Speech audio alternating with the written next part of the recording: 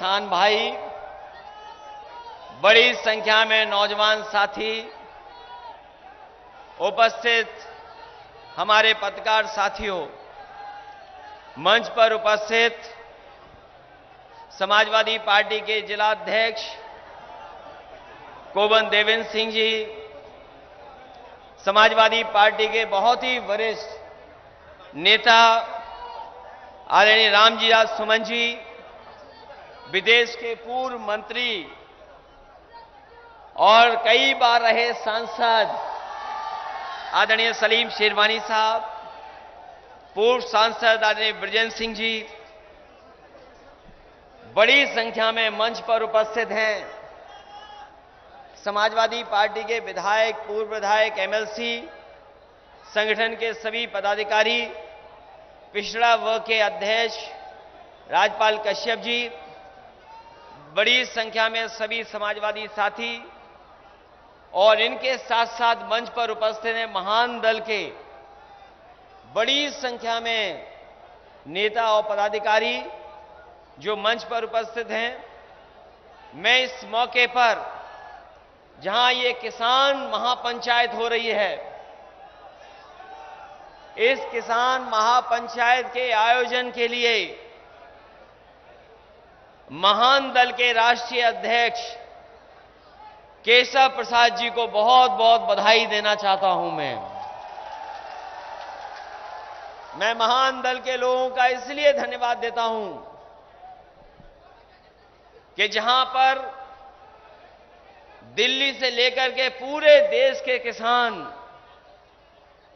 इस सरकार के खिलाफ खड़े दिखाई दे रहे हैं और इस सरकार को कोई परवाह नहीं है कि आखिरकार हमारे देश के किसान क्या चाहते हैं। जिस समय कड़ाके की सर्दी थी,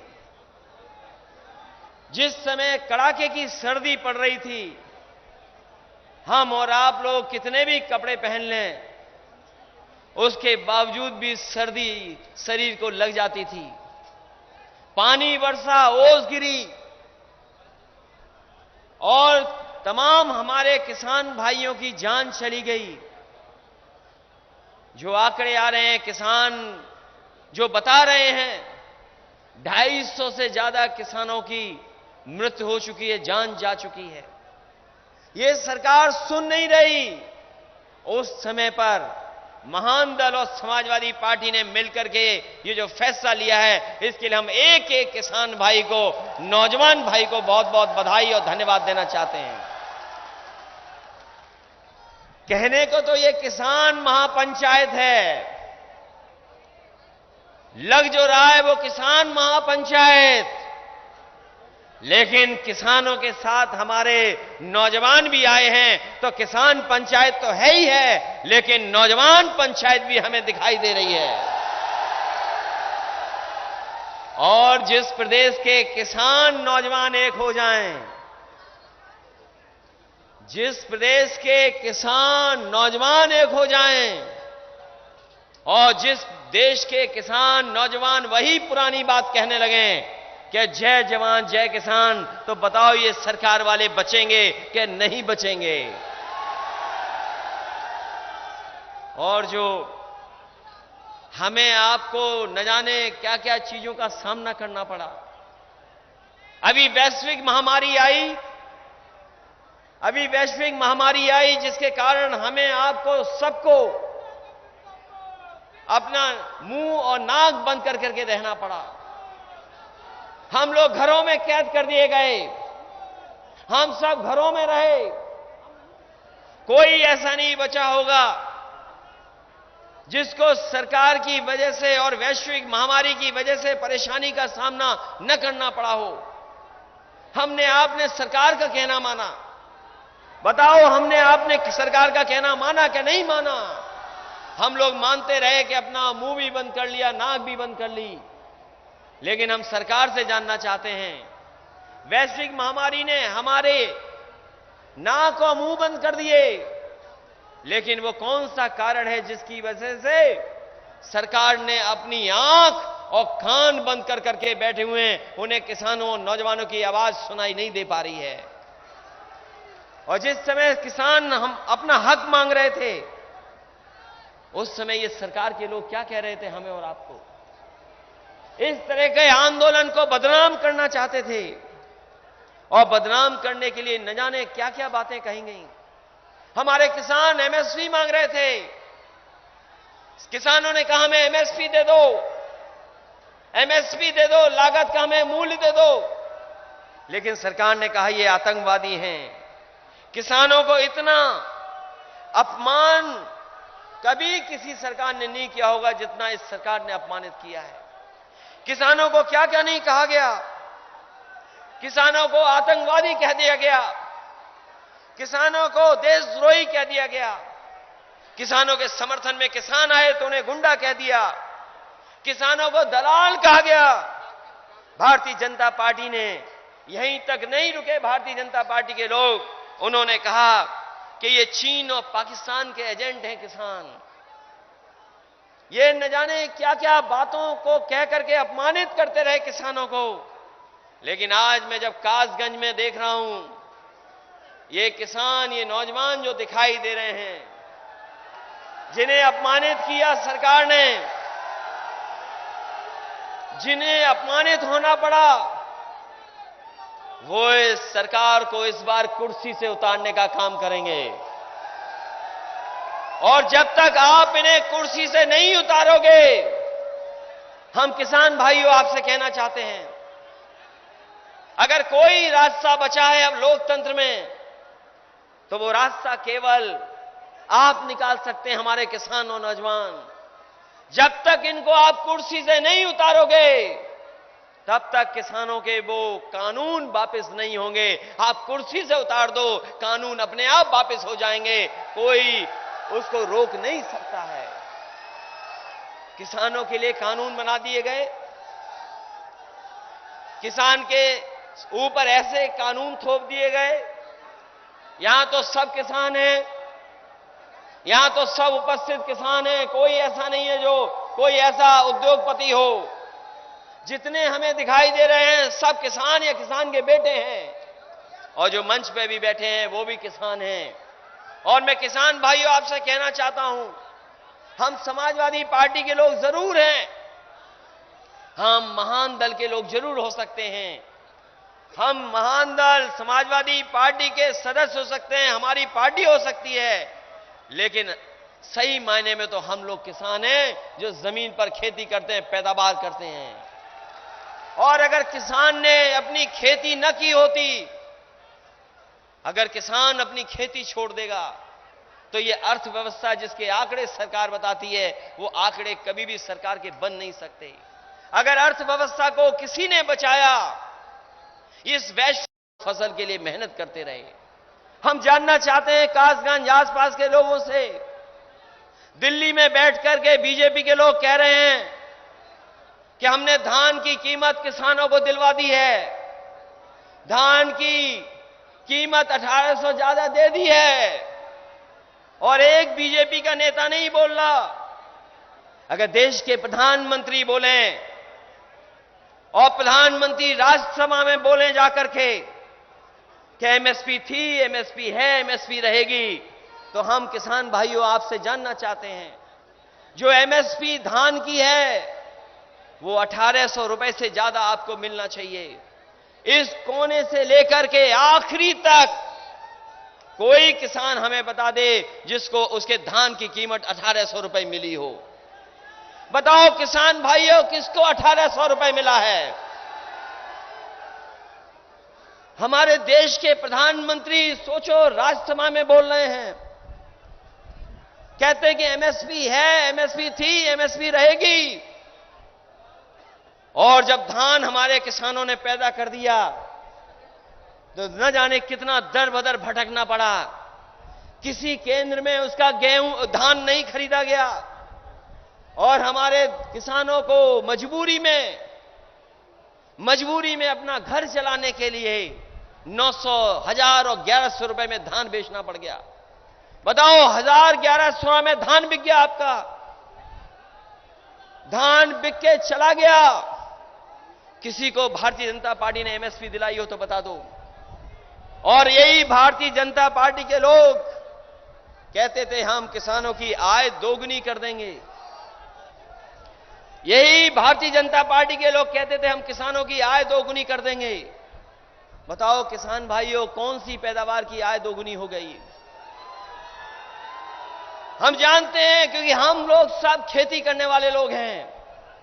हमारा किसान दिन भर खेत में काम करता है। हमारा किसान दिन भर खेती की रखवाली करता है। और बताओ रखवाली भी कैसी करनी पड़ रही है? खेत की रखवाली कर करके अपना पैदावार को बढ़ा रहा, दिन रात काम करता है। ये सरकार की तरह नहीं कि 10 बजे ऑफिस खुली और 5 बजे ऑफिस बंद हो गई। हमारा किसान तब तक काम करता है जबकि उसकी जब तक पैदावार तैयार ना हो जाए, वो खेत से पैदावार को हटा न ले जाए और बाजार तक न पहुंचा दे, तब तक हमारा किसान काम करता है। हमारा किसान अधिकारियों की तरह घंटे और घड़ी से नहीं काम करता है। बताओ किसान भाइयों, क्या आप घड़ी को देख करके काम करते हो? आप घड़ी को देख के नहीं काम करते। आप सुबह से लेकर के शाम रात, और चाहे आपको सुबह फिर उठ करके जाना पड़े, आप जाते हो अपने खेत और रखवाली करते हो अपनी फसल की। किसान मेहनत करता है, पसीना बहा रहा, उस परिवार की कोई देखभाल नहीं करने वाला। अगर उसके परिवार में कोई सदस्य भी बीमार हो जाए तो सब बर्बाद हो जाता है। एक बीमारी के कारण पूरे परिवार पे गरीबी आ जाती है। और उसी किसान के परिवार जो नौजवान हैं, वो या फिर समाज की सेवा कर रहे हैं, खेती में उसकी मदद कर रहे हैं, या पर सीमा पर जाकर के हमारे देश की कोई रक्षा कर रहा है, तो वही हमारे किसान के बेटे, किसान के जवान जाकर के सीमा की रक्षा कर रहे हैं। और उसके साथ भेदभाव, और उसके साथ इतना बड़ा भेदभाव।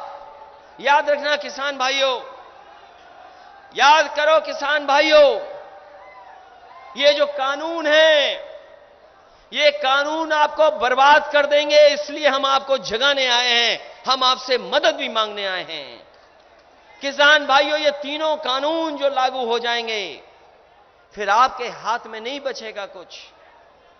याद करो वो दिन जिस समय भारतीय जनता पार्टी ने कहा था कि नोटबंदी हो जाएगी तो सब काला धन वापस आ जाएगा, भ्रष्टाचार खत्म हो जाएगा। बताओ हमारे किसान भाइयों, आपने मदद की, हमने मदद की, सबने मदद की। हम सब लोग लाइन में लग गए और अपना पैसा जमा करा के आ गए। बताओ वो काला धन कहां है? भारतीय जनता पार्टी के लोग बताएं वो काला धन कहां है? और उन्होंने कहा कि जिस समय नोटबंदी हो जाएगी भ्रष्टाचार भी खत्म हो जाएगा। बताओ पुलिस का भ्रष्टाचार बढ़ गया है कि कम हो गया, ये आप बता दो हमें।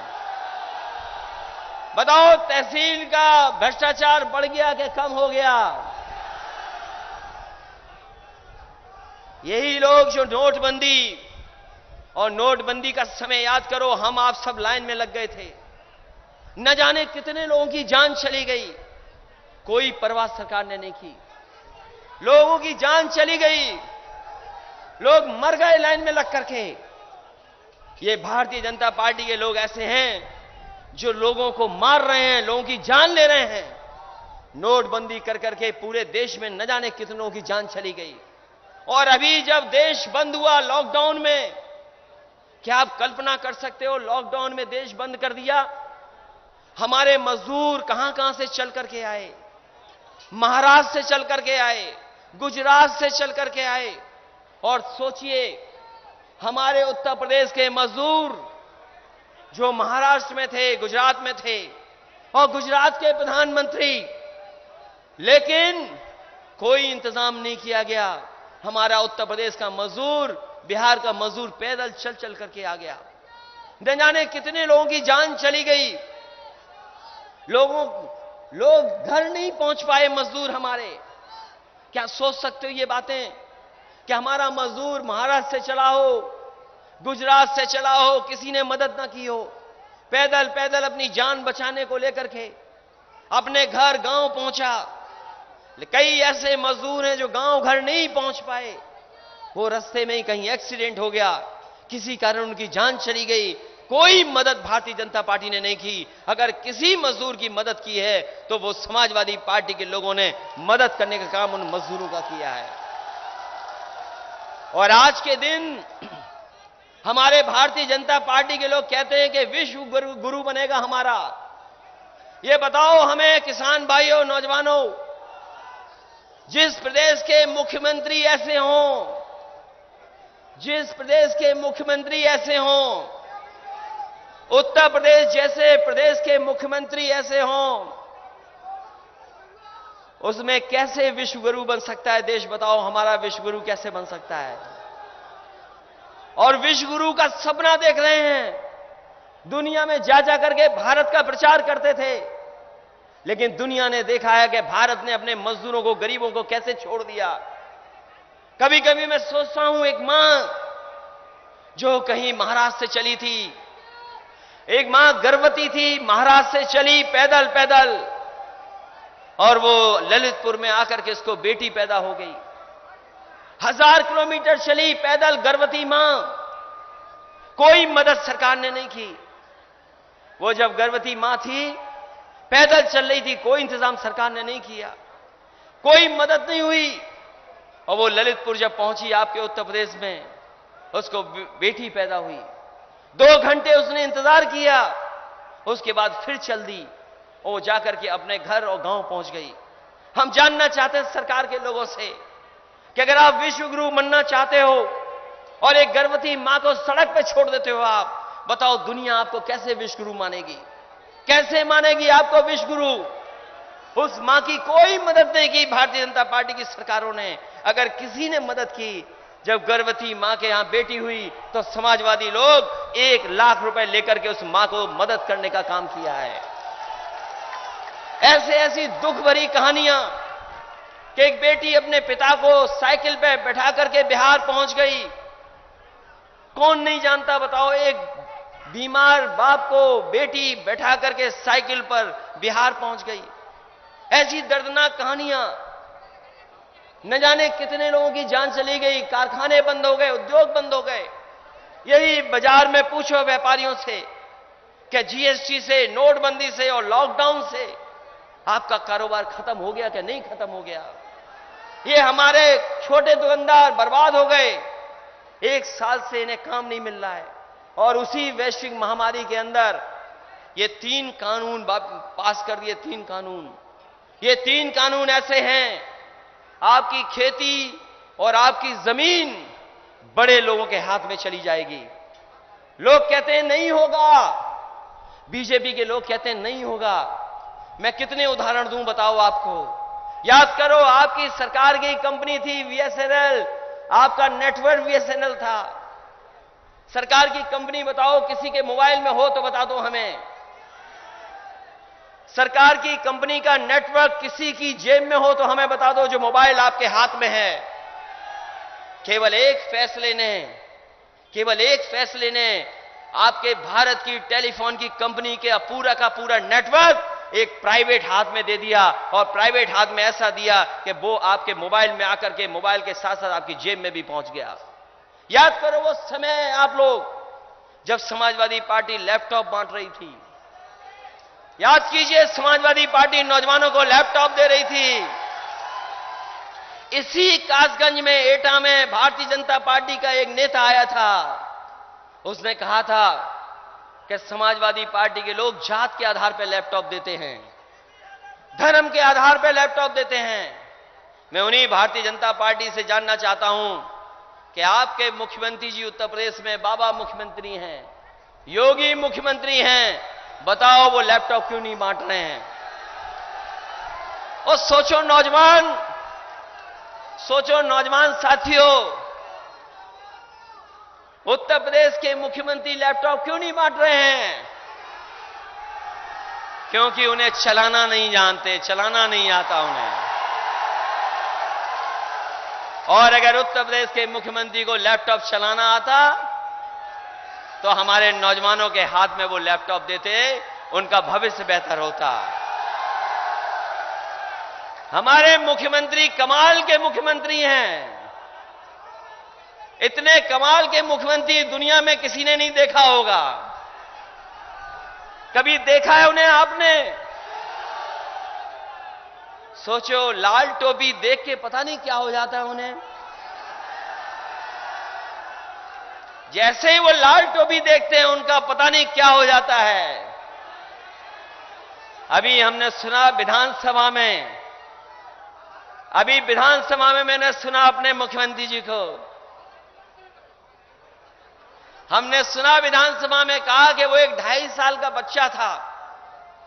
एक 2.5 साल के बच्चे से मुख्यमंत्री जी मिले। बताओ, हमारे मुख्यमंत्री जी 2.5 साल के बच्चे से मिले और 2.5 साल के बच्चे ने उन्हें बताया कि लाल टोपी वाले ऐसे हैं, लाल टोपी वाले ऐसे हैं।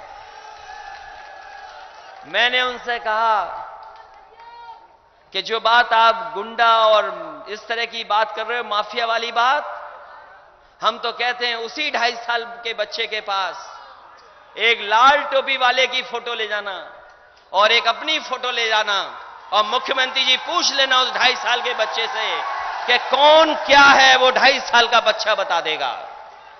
बताओ, 2.5 साल का बच्चा बता देगा कि नहीं बता देगा?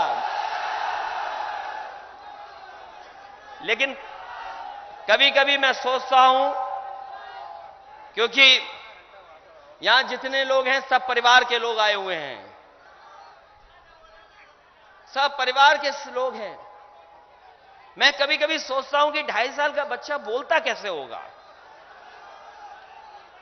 और मैं आपसे कहता हूं, आप जाओ घर पे, पूछना उससे 2.5 साल के बच्चे से, क्या बता पाएगा वो बेचारा 2.5 साल का बच्चा। लेकिन हमारे मुख्यमंत्री देखो, वो कह रहे हैं कि 2.5 साल का बच्चा सब बता देगा।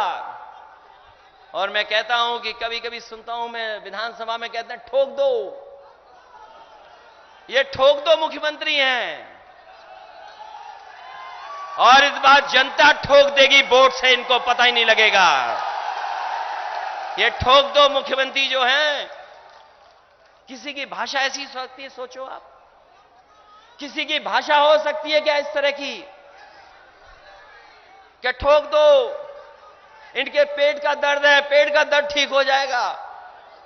ये माफिया हैं, ये गुंडे हैं, ये घरों को बुलडोजर चला दो, ये कोई मुख्यमंत्री हैं? और ये हमारे पुलिस के लोग भी नहीं समझ पा रहे हैं, इनका भी वेतन कटा हुआ है, सबका वेतन कटा हुआ है। बताओ, आपका नहीं वेतन कटा क्या? पूछो जरा बगल में वेतन कितना कट गया इनका वैश्विक महामारी में। इनका हजारों का नुकसान हो रहा है, इसीलिए हजारों वसूल रहे हैं आपसे। और याद रखना, योगी वही होता है, योगी वही होता है जो दूसरे का दुख अपना दुख समझे, वो योगी होता है। बताओ किसानों, तुम्हारा दुख ही मुख्यमंत्री समझ पा रहे हैं क्या?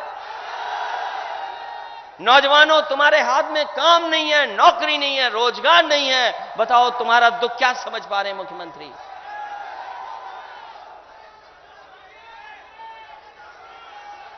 इसलिए साथियों, हम कहना चाहते हैं आपसे,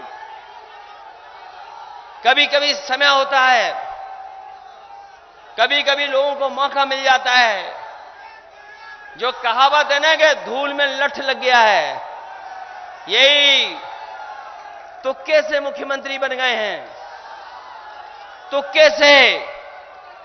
और अभी तो उत्तराखंड के मुख्यमंत्री बदले हैं, अभी तो उत्तराखंड के मुख्यमंत्री बदले हैं।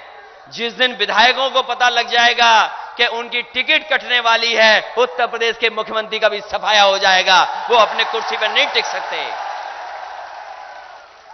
वो लिस्ट छुपाए छुपाए घूम रहे हैं कि विधायकों को पता न लग जाए, विधायकों को पता न लग जाए, विधायकों को पता न लग जाए कि उनकी टिकट कटने वाली है। सोचो आप कि कहां प्रदेश किस रास्ते पे जा रहा था। समाजवादी लोगों ने ऐसी सड़क बनवाई, हमें गर्व है इस बात का, हमें खुशी है इस बात की कि हमने ऐसी सड़क बनवाई जो देश की सबसे सुंदर और अच्छी सड़क है। आगरा से लखनऊ और कासगंज वालों मैं आपको आज कह के जा रहा हूं, समाजवादी सरकार बनेगी तो उसी तरह की सड़क से हम कासगंज को जोड़ने का काम करेंगे। और वो सड़क ऐसी बनी है कि जिस समय उद्घाटन हुआ था, जिस समय उद्घाटन कराया गया था नेताजी से, दुनिया के सबसे बेहतरीन लड़ाकू विमानों को वहां उतारा गया था। उसमें सुखोई उतर गया, मिराज उतर गया, और हरक्यूलिस से बड़ा कोई हवाई जहाज नहीं है, वो भी समाजवादी पार्टी के लोगों ने सड़क पे उतारने का काम किया था। इसलिए साथियों, हम तरक्की और खुशहाली चाहते हैं। ये महान दल के लोग आए हैं, हम इनको बधाई देते हैं। ये महान दल के लोग भी हमारे जैसे हैं, ये महान दल के लोग भी हमारे आपके जैसे हैं। ये महान दल के लोगों को बधाई देना चाहते हैं। और ये महान दल के लोगों, हमारा आपका रिश्ता पक्का वाला है, और ये रिश्ता इसलिए पक्का वाला है क्योंकि आप भी पिछड़े हो, हम भी पिछड़े हैं। आपको भी धोखा मिला, हमें भी धोखा मिला। आप धोखा खाए, हम भी धोखा खाए, और दो धोखा खाने वाले लोग अब मिल गए हैं। हम सबको एक साथ जोड़ेंगे और उस समय हम लोग आगे परिवर्तन करने का काम करेंगे। और हम लोग ऐसे ही पिछड़े पिछड़े नहीं हैं। हम लोग, मैंने कहा, आपने मान लिया कि हम लोग पिछड़े हैं। ये सच है कि हम लोग पिछड़े हैं, लेकिन हमारे काम अगलों से अच्छे हैं। बताओ, काम का कोई मुकाबला करेगा? ये इन पुलिस वालों से पूछिए, 100 नंबर था आपका। हमने कहा कि थाने में परेशानी नहीं होगी गरीब जनता को। गरीब जनता थाने क्यों जाए? उसको न्याय देने के लिए पुलिस पहुंचे, उसके गांव में पहुंचे, खेत पे पहुंचे, उसकी मदद करे जाकर के। वो इंतजाम समाजवादियों ने किया था। आप फोन मिलाते थे, पुलिस पहुंचती थी। ये दुनिया की सबसे बेहतरीन व्यवस्था दी मैंने, और ये व्यवस्था इसलिए खराब कर दी मुख्यमंत्री जी ने क्योंकि वो न्यूयॉर्क नहीं जानते न्यूयॉर्क कहां पर है। न्यूयॉर्क अगर जानते होते तो कहते कि हां, ये न्यूयॉर्क की जो पुलिस है, जिस तरीके से अमेरिका की न्यूयॉर्क की पुलिस चलती है, उसी तरीके से हमने अपनी उत्तर प्रदेश को चलाने का काम किया था। ये जितने पुलिस वाले खड़े हैं, इनसे पूछना, 100 नंबर से बेहतरीन कोई व्यवस्था आपने देखी हो तो हमें बता दो आप। और ये सरकार के लोग इसलिए चिढ़ते थे, ये सरकार के लोग इसलिए चिढ़ते थे क्योंकि समाजवादी लोगों ने इन्हें प्रमोशन भी दिया। ये कभी सिपाही से हेड कांस्टेबल से ऊपर नहीं बन सकते थे। अगर उत्तर प्रदेश में सबसे ज्यादा प्रमोशन किसी ने दिया तो समाजवादी लोगों ने दिया है। और हमारे हेड कांस्टेबल वाले तो, उन पे तो डीजल पेट्रोल नहीं होता तो थाने में गाड़ी कैसे चलती? बताओ, थाने में क्या डीजल पेट्रोल मिलता था? आप बताओ, सोचो कभी। किसी थाने में डीजल पेट्रोल नहीं मिलता था। आप जब जाते थे अपनी परेशानी लेकर के, तो आप ही से पुलिस कहती थी पैसा दो तब गाड़ी चलेगी, पैसा नहीं दोगे तो गाड़ी और पुलिस नहीं चलेगी। यह व्यवस्था थी उत्तर प्रदेश में। उस व्यवस्था को अगर किसी ने बदला है तो समाजवादी लोगों ने बदला है। हम आज कह के जा रहे हैं अपने गरीबों को, किसान भाइयों को, आपको थाने में नहीं जाना पड़ेगा। आप फोन मिलाना गांव में, पुलिस आएगी, आपकी मदद करेगी और आपकी सेवा करने का काम पुलिस करेगी। ये इंतजाम समाजवादी लोग करेंगे। और हमारे बाबा मुख्यमंत्री जी ने क्या किया? 100 नंबर का 112 कर दिया। अरे टायर ही बदल देते, कुछ तो बदल देते तो 112 कर देते। 100 का 112 नाम बदल दिया। और मैं महान दल के लोगों से कहना चाहता हूं, हमारे मुख्यमंत्री बहुत अच्छे हैं।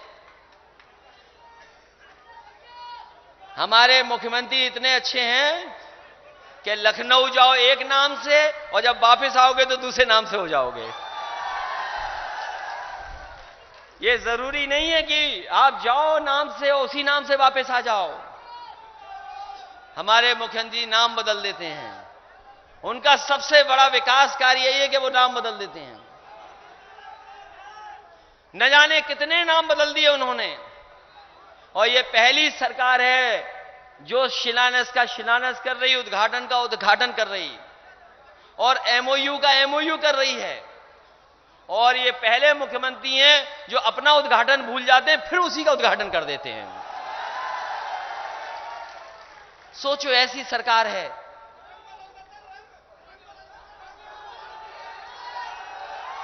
इसलिए ऐसी सरकार, और जिसने उत्तर प्रदेश को न जाने कहां ले जाकर के छोड़ दिया। यही सोरो पटियाली हमारी न जाने कितनी पुरानी संस्कृति की पहचान है।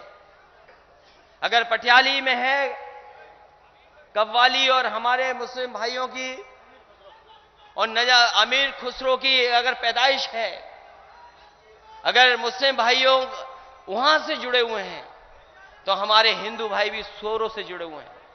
ये हमारा अलीगंज, हमारा कासगंज, हमारा ये जिला, ये पहचान है गंगा जमुनी तहजीब का। हमारा ये जिला पहचान है हिंदू मुस्लिम एकता की। और सोचो भारतीय जनता पार्टी क्या कर रही है, हमारे आपके बीच में नफरत फैला रही है। ये नफरत फैलाने वाले लोग हैं, ये झगड़ा लगाने वाले लोग हैं। अगर इस जिले को हमें अगर और अच्छा बनाने के लिए कुछ ज्यादा खर्चा भी करना पड़ेगा सरकार बनने पर, तो समाजवादी लोग पीछे नहीं हटेंगे। और इसलिए हम इस जगह का विकास करना चाहते हैं, क्योंकि मां गंगा यहीं से जा रही हैं, मां गंगा यहीं से निकली हैं। हम और आप लोग अपना न जाने कितने मेलों में, कार्यक्रमों में गंगा में स्नान लेते हैं। ये हमारी आपकी परंपरा है। भारतीय जनता पार्टी ने कहा है हम गंगा को साफ कर देंगे।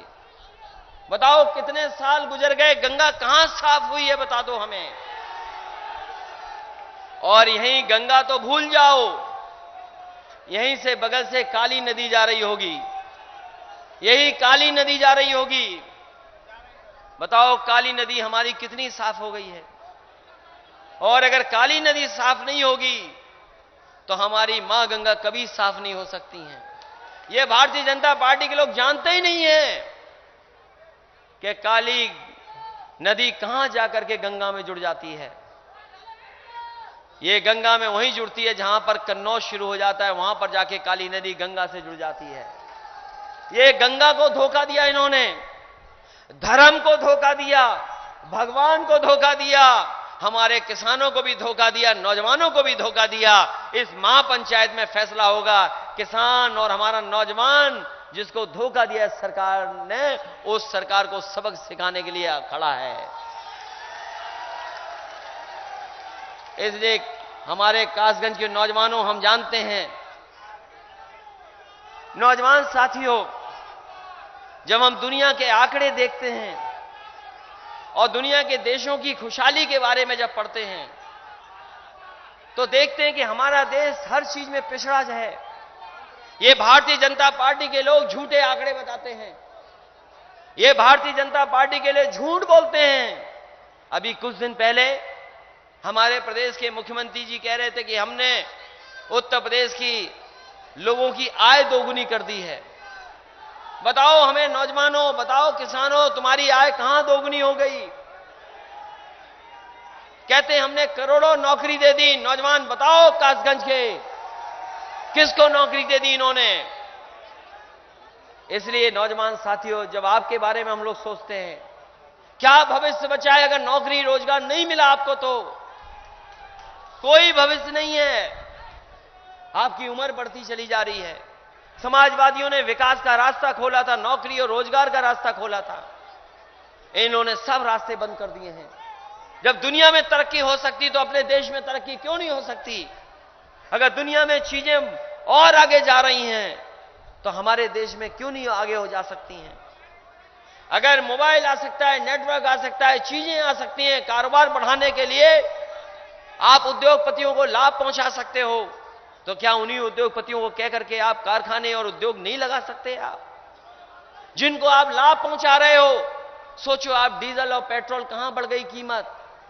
ये डीजल पेट्रोल बढ़ती चली जा रही है। हमने तो केवल ये जानना चाहा कि ये डीजल पेट्रोल की जो कीमत बढ़ी है, आखिरकार डीजल पेट्रोल की कीमत के बढ़ने का मुनाफा जा कहां रहा है? कहां मुनाफा जा रहा है? बताओ, डीजल महंगा हो गया कि नहीं हो गया? उज्ज्वला सिलेंडर का क्या हाल है बता दो आप। तो ये सरकार महंगाई बढ़ा रही है डीजल पेट्रोल की, और जिस समय डीजल पेट्रोल की महंगाई होती है, हर चीज बाजार में महंगी हो जाती है। महंगाई को आप रोक नहीं सकते, ये महंगाई बढ़ा रहे हैं। और बताओ, बिजली की कीमतें क्या हैं? हमारे बाबा मुख्यमंत्री ने आज तक कोई बिजली का कारखाना नहीं लगाया। अगर कोई कारखाना हमारे मुख्यमंत्री ने लगाया हो तो बता दो आप। ये एटा में जो लग रहा है, ये सबसे बड़ा बिजली का कारखाना एटा में लगाया, वो समाजवादी पार्टी के लोगों ने लगाना शुरू किया है। बिजली का कारखाना लगाया नहीं, और बिजली कितनी महंगी कर दी आपकी, बताइए आप। मीटर ठोक दिए, बिजली है नहीं, मीटर ठुकवा दिए गए हैं। बताओ, मीटर ठुक गए कि नहीं ठुक गए? और बिजली महंगी हो गई कि नहीं हो गई? और हमारे बाबा मुख्यमंत्री ने एक बिजली का कारखाना नहीं लगाया। अगर एक कोयले से बनने वाली बिजली का एक कारखाना लगाया हो तो बता दो। और वो बात तो अलग है, कारखाना कब लगेगा। बिजली के कारखाने का नाम आज तक नहीं अपने मुंह से लिया होगा उन्होंने। अपने मुंह से आज तक नहीं कहा होगा कि एटा में 3x660 सुपर क्रिटिकल बिजली का प्लांट लगने जा रहा है।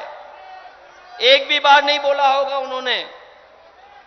तो बिजली लगाई नहीं, बिजली महंगी कर दी। तो इसलिए सोचते जाना हमारे किसान भाइयों, नौजवानों, तुम्हारे हाथ में नौकरी नहीं है। और मैं कह के जा रहा हूं, पुलिस भर्ती का इंतजाम किया था हम लोगों ने, उसमें कोई परीक्षा नहीं देनी पड़ती थी, आपको केवल दौड़ के दिखाना पड़ता था।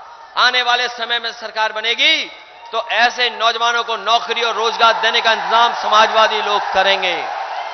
क्योंकि नौजवानों के हाथ में नौकरी और रोजगार होगा तो हमारे समाज, हमारे प्रदेश और देश का भविष्य भी बेहतर होगा। अगर इनके हाथ में नौकरी नहीं होगी, काम नहीं होगा, रोजगार नहीं होगा, तो हमारे समाज का, हमारे परिवारों का, हमारे देश का भविष्य बेहतर नहीं हो सकता। इसलिए इस मौके पर आप जब इतनी बड़ी संख्या में आए हैं, मैं आपसे कहना चाहता हूं, जैसे जैसे चुनाव करीब आएगा, भारतीय जनता पार्टी के लोग साजिश करेंगे। जैसे जैसे चुनाव करीब आएगा, ये भारतीय जनता पार्टी के लोग साजिश करेंगे, षड्यंत्र करेंगे, और हो सकता है हमारे और आपके ऊपर हमला भी कराएं ये लोग। ये साजिश करने वाले लोग हैं, ये षड्यंत्र करने वाले लोग हैं। आप देखो बंगाल का चुनाव, किस तरीके से हिंदू और मुस्लिम के आधार पर चुनाव लड़ रही भारतीय जनता पार्टी। जानबूझ करके समाज में नफरत फैला करके राजनीति कर रही है। इनके पास विकास का कोई मुद्दा नहीं है, और विकास पे इसलिए नहीं बात करते हैं क्योंकि विकास हमें और आपको जोड़ता है, हमें और आपको खुशहाली के रास्ते पे ले जाता है। इसलिए ये जानबूझ करके जैसे जैसे चुनाव करीब आएगा, ये साजिश और षड्यंत्र करेंगे। जहां आपको बीजेपी से सावधान रहना है, वहीं और दलों से भी आपको सावधान रहना पड़ेगा, क्योंकि आने वाले समय में ये जान गए हैं कि सरकार किसकी बनने जा रही है। सब जान गए हैं साइकिल आ रही है, और जब साइकिल आ रही है तो हमें और आपको बहुत समझदारी से काम लेना पड़ेगा, बहुत समझदारी से काम करना पड़ेगा।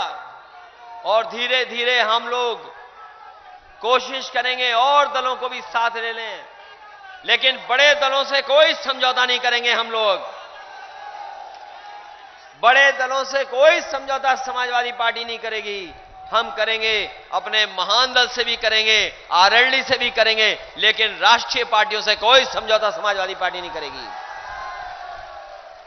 इसलिए मैं आपको बधाई भी देना चाहता हूं और महान दल के एक एक कार्यकर्ता को बधाई देना चाहता हूं। ये जो हम लोग आज साथ साथ काम कर रहे हैं, इसी तरह साथ साथ काम करेंगे, क्योंकि जो मुद्दे आपके हैं वही मुद्दे हमारे हैं, जो हमारे मुद्दे हैं वही मुद्दे आपके हैं, जो परेशानी आपकी है वही परेशानी समाजवादियों की है। ये तो धोखा लेकर के वोट ले लिए, और हम लोग कौन नहीं जानता, हमने सबने पढ़ी है रामायण, सबने महाभारत पढ़ा है, न जाने क्या क्या बातें धोखे से हुई हैं।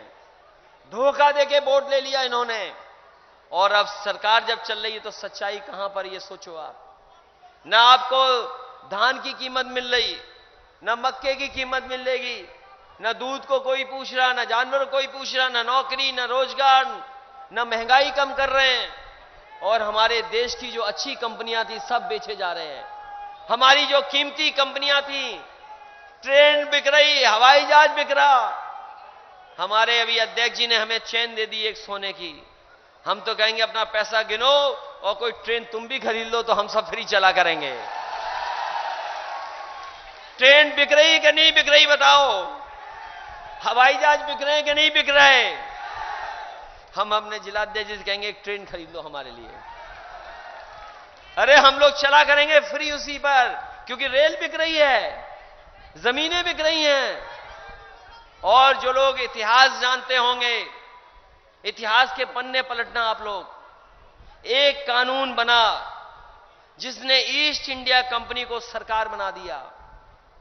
एक ईस्ट इंडिया कंपनी अंग्रेजों की आई थी भारत में, वो काम कर रही थी, कारोबार कर रही थी, बिजनेस कर रही थी, यहां से कॉटन ले जाती थी, मसाला ले जाती थी।